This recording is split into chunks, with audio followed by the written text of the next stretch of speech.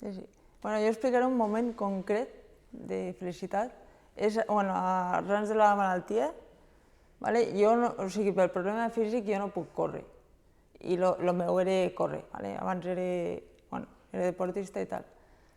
I va haver un moment, no sé si feia un any o així que tenia la malaltia, i em vaig proposar de córrer.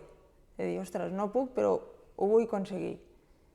I bueno, passant els dies, pues, entrenant-me i tal, i al final va arribar el dia i dic, pues, avui he de córrer. I vaig córrer. Vaig fer, bueno, uns metres, però el moment aquell que vaig parar, no sé, és que no sé com explicar aquell sentiment. Un sentiment de felicitat extrema, de que el món se pare i només existeixes tu, no sé, és com si t'encés una llum així, és una passada. Va ser el moment aquell de dir,